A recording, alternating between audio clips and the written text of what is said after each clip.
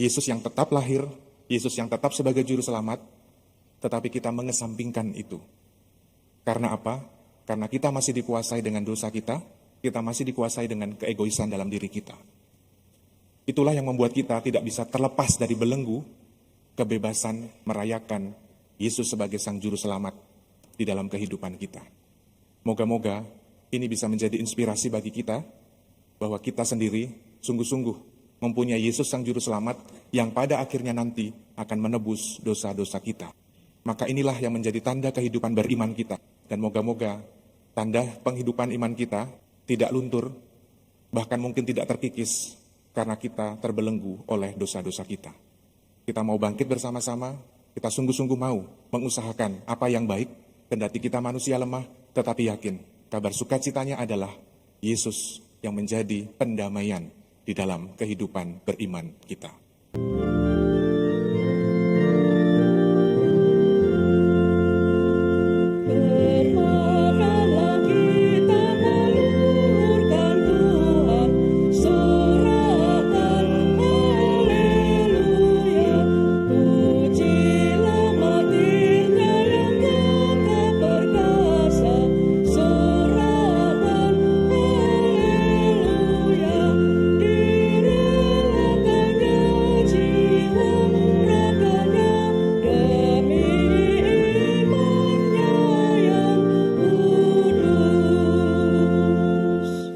Nama Bapa dan Putra dan Roh Kudus. Amin.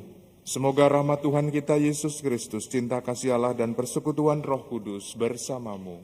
Dan bersama rohmu. Ibu dan Bapak, saudara-saudari, teman-teman muda, serta anak-anakku yang terkasih, selamat pagi semuanya.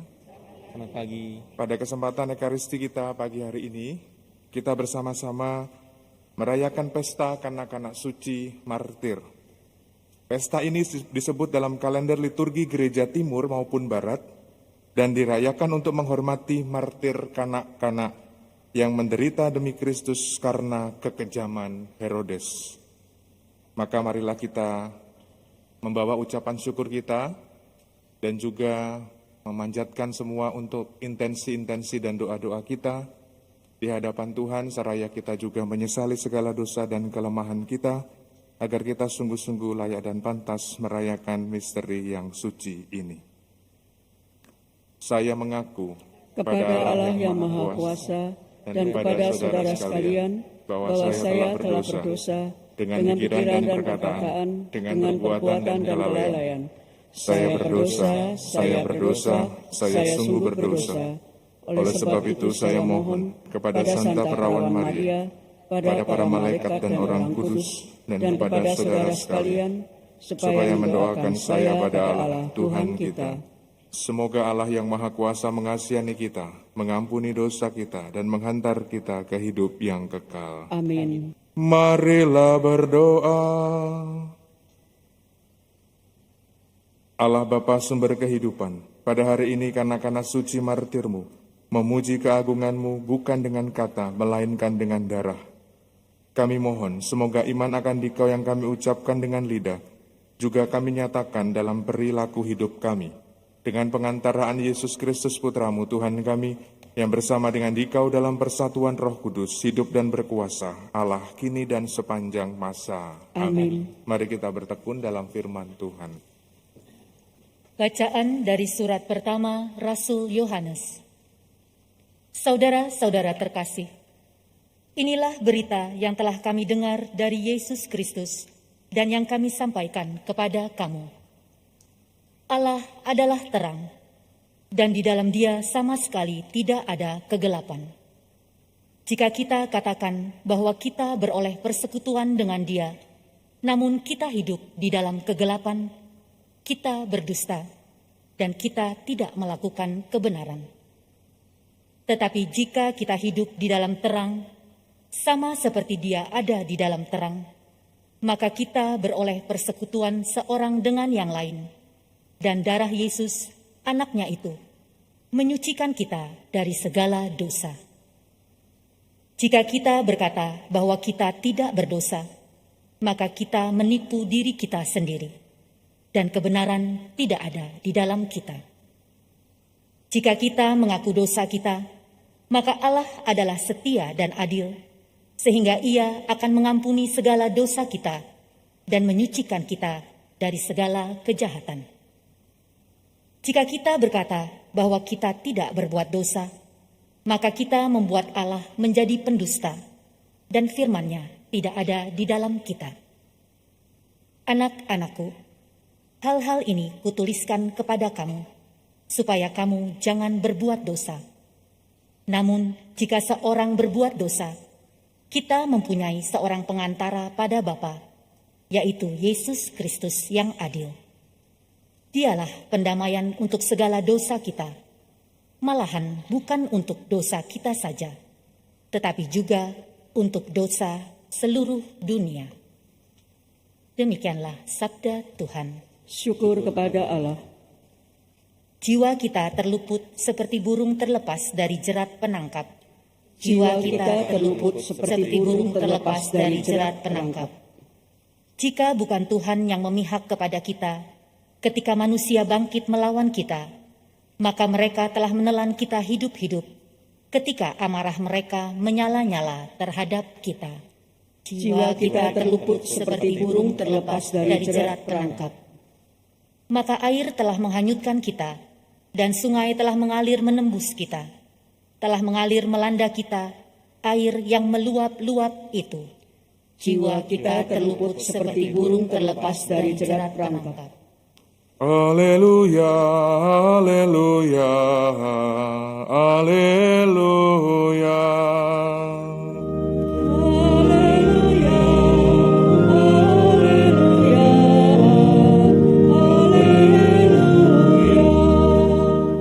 Tuhan kami, Engkau kami puji dan kami muliakan.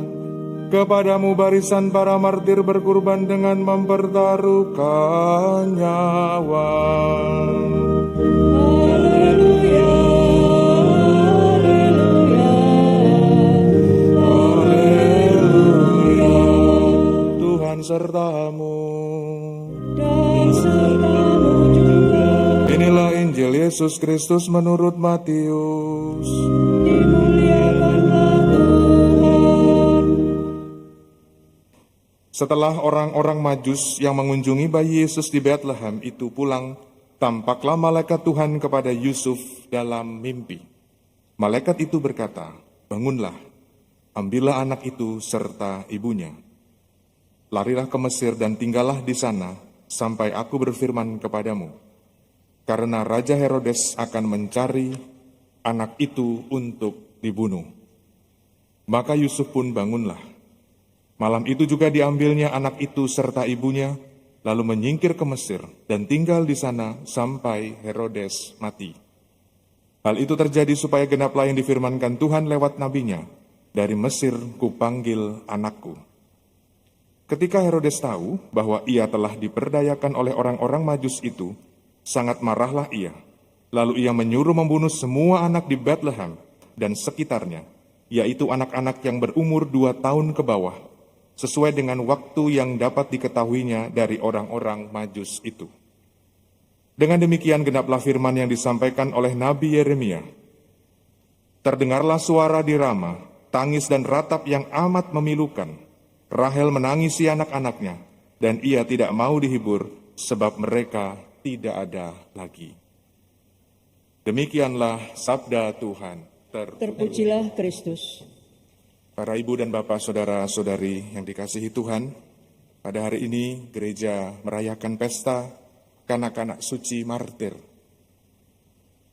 Setelah perayaan Natal, setelah kita juga merayakan Hari Raya Keluarga Kudus Nazaret, saat ini kita bersama-sama Gereja Universal ikut merayakan pesta kanak-kanak Yesus yang adalah martir.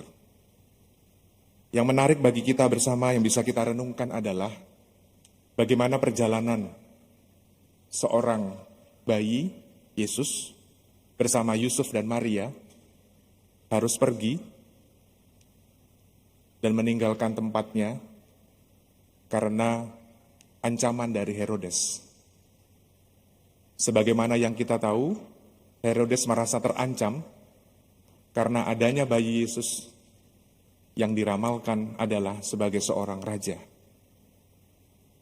Yang dapat kita renungkan bersama adalah bagaimana sifat dari Herodes merasa diri terancam karena adanya pihak lain yang akan menggantikannya sebagai seorang raja.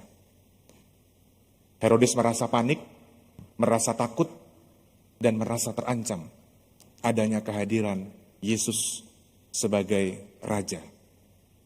Bapak, Ibu, saudara-saudari yang terkasih, kalau kita melihat dan merenungkan dalam kehidupan kita sehari-hari, kita sebagai manusia, tak jarang kita juga dikuasai oleh keegoisan di dalam diri kita yang membuat kita merasa terancam.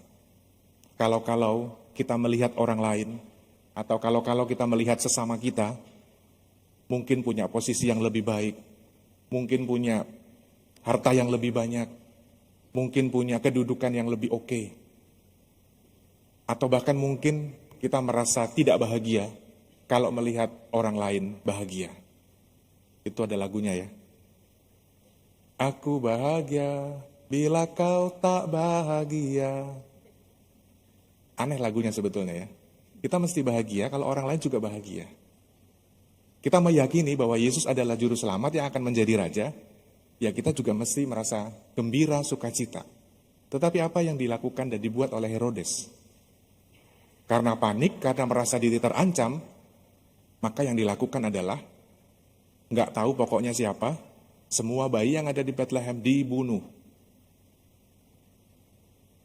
Dengan maksud supaya salah satu di antara bayi itu adalah Yesus. Dengan Yesus dibunuh berarti kekuasaannya tetap meraja sampai selama-lamanya, tanpa ada penggantinya. Bapak, Ibu, saudara-saudari terkasih, mari kita renungkan dalam kehidupan kita sehari-hari. Kalau kita sebagai pribadi, sebagai umat beriman, sebagai orang-orang pilihan Allah, apakah kita selama ini sebagai entah bapak, sebagai ibu, sebagai anak, sebagai imam, sebagai frater, kita sungguh-sungguh ikut bersukacita dan bergembira serta merayakan kehadiran Yesus sebagai Sang Juru Selamat di dalam kehidupan kita? Atau Yesus yang tetap lahir, Yesus yang tetap sebagai Juru Selamat, tetapi kita mengesampingkan itu. Karena apa? Karena kita masih dikuasai dengan dosa kita masih dikuasai dengan keegoisan dalam diri kita. Itulah yang membuat kita tidak bisa terlepas dari belenggu kebebasan merayakan Yesus sebagai Sang Juru Selamat di dalam kehidupan kita. Moga-moga ini bisa menjadi inspirasi bagi kita bahwa kita sendiri sungguh-sungguh mempunyai Yesus Sang Juru Selamat yang pada akhirnya nanti akan menebus dosa-dosa kita. Maka inilah yang menjadi tanda kehidupan beriman kita. Dan moga-moga tanda penghidupan iman kita tidak luntur, bahkan mungkin tidak terkikis karena kita terbelenggu oleh dosa-dosa kita. Kita mau bangkit bersama-sama, kita sungguh-sungguh mau mengusahakan apa yang baik, kendati kita manusia lemah, tetapi yakin kabar sukacitanya adalah Yesus yang menjadi pendamaian di dalam kehidupan beriman kita. Dimuliakanlah namamu Tuhan, kini dan sepanjang segala masa. Amin.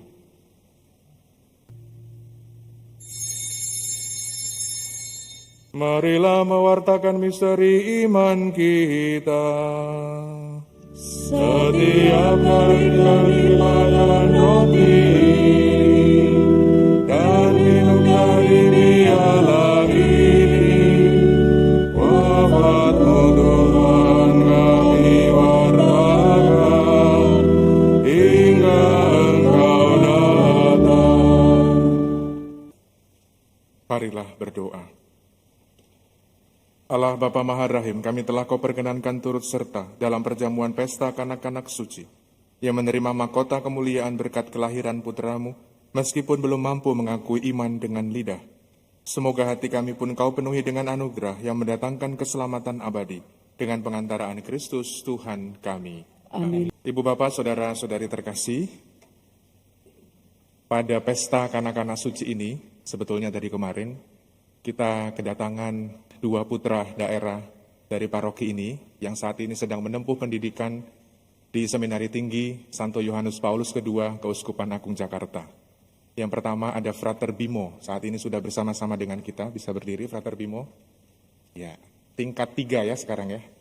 Tingkat 3, lalu juga ada Frater Kelly, kemarin juga ikut misa harian, tetapi hari ini ada tugas jaga wisma di Cempaka Putih Timur, jadi kami itu biasanya ada giliran jaga karena pada libur, lalu Frater masing-masing diberi jatah untuk jaga. Saya sudah merasakan itu kok. Sekarang giliran Frater Bimo dan Frater Kelly. Kita doakan, Frater Kelly tingkat 1 ya. Frater Kelly tingkat 1, kita doakan semoga mereka bahagia dan terus menjalankan tugas perutusan sebagai calon imam dengan baik. Moga-moga studinya lancar dan bisa segera ditabiskan menjadi imam Keuskupan Agung Jakarta. Dan yang lain-lain juga menyusul, ada beberapa dari paroki ini yang akan ke seminari. Ini salah satunya ada Jose, yang setiap hari sudah mulai ikut misa harian, sudah mulai membiasakan diri, nanti akan ke kelas persiapan atas di Mertoyudan. Kita doakan semoga semakin lancar, semakin bahagia. Ini saya umumkan begini supaya nanti dia juga punya tanggung jawab moral ya. Supaya nanti diingatkan kalau pas bolong misa harian gitu ya. Wah, mana Jose kok nggak misa harian gitu ya. Dan juga ada Frater Bimo selamat datang, dan juga Frater Kelly. Itu Frater Bimo bersama orang tuanya ya, sama papi dan maminya. Frater Bimo ini adalah adik dari Romo Graha, juga dari paroki ini. Mari kita doakan semua dipersembahkan kepada Tuhan. Mari saya mengundang Bapak Ibu semua yang punya putra dan putri bisa mempersembahkan ya kepada Tuhan sebagai imam, sebagai suster, biarawan dan biarawati. Mari kita bersama-sama mengucap syukur dan mengakhiri ibadah kita dengan memohon berkat Tuhan. Tuhan bersamamu dan bersama rohmu. Semoga Allah Bapa yang Maha Baik senantiasa menyertai dan memberkati kita sekalian. Dalam nama Bapa dan Putra dan Roh Kudus. Amin. Saudari-saudaraku terkasih, pergilah misa sudah selesai. Syukur kepada Allah.